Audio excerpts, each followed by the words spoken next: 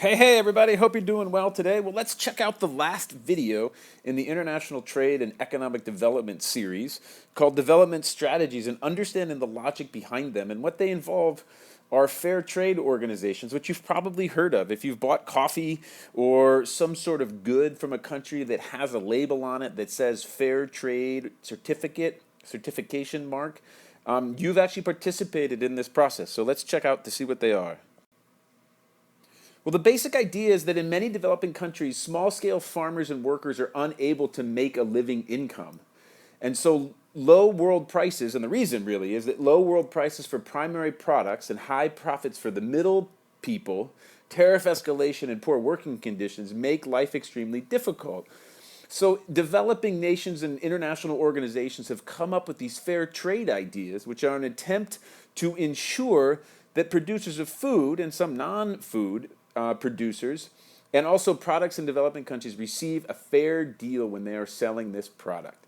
And so the basic idea is that if consumers are aware of the harsh and often unfair conditions facing farmers, then perhaps they'll be willing to buy from producers who pay a fair price to the farmers. So the idea is that you inform the consumers in developed nations of the realities of living in developing nations. And so these free trade or fair trade fair trade organizations have been developed.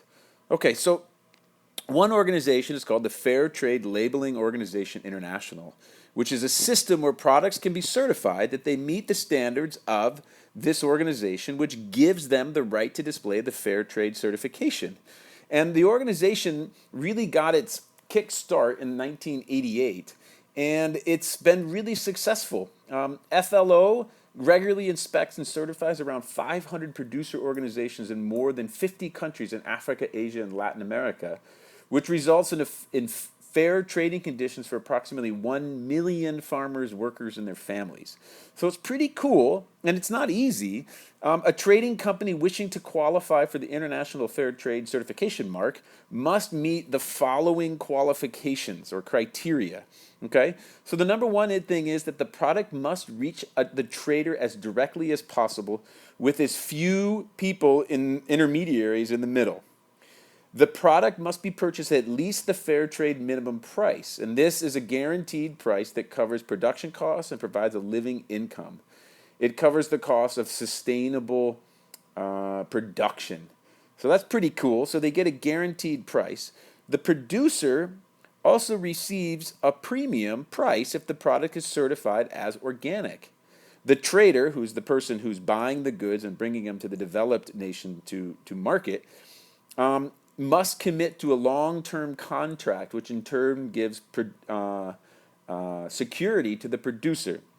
The producer also has access to credit from the trader, and upon request of up to 60% of the purchase price. So one of the things that's really difficult in development is that small farmers and poor people have a difficult time receiving credit, which is to say getting loans. And that's because many of these people don't even have the ability to have a bank account, maybe for illiteracy or just simple the practicality or impracticality of going to a bank. So if the producer has access to credit from the trader, that's a huge boon for the small farmers. They must commit, of course, to no use of child labor. The producer must use sustainable farming methods to produce the good. And the trader also pays a fair trade premium to the producer. And so the producer uses these funds to aid local community development. The producers decide how the money will be spent, but it is usually used to promote health, education, and other social welfare programs. So the producers are then also held accountable to the FLO for the appropriate use of the funds.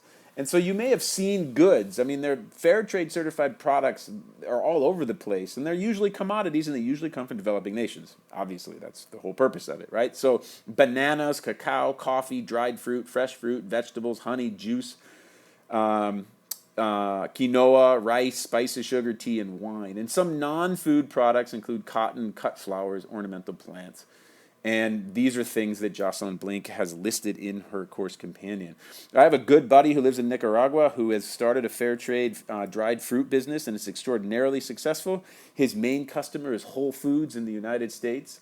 And he is a direct link between small, and he actually focused on single mothers. So in order to qualify to produce fruit through his organization, and he's now producing and creating trade, well, he's creating an opportunity for small single mothers in Nicaragua to have their products sold at Whole Foods in the United States. It's super cool. And it's for real. And it's part of the Fairtrade organization. And these women now have a sustainable income as the result of having access to markets. It's not like they weren't growing good fruit before. And my buddy isn't even really necessarily doing anything that they didn't have access or didn't do before. He just now has the means to take the products, mainly mango and pineapple, and dry out the fruit and then sell it in the marketplace in the United States at Whole Food, which is like, the coolest, swankiest health food store in the United States. So these sorts of development strategies have been very, very successful over the years. And the main reason is there's this emphasis on granting a living income, and it provides security to poor people demanding proper working conditions. It encourages sustainable production.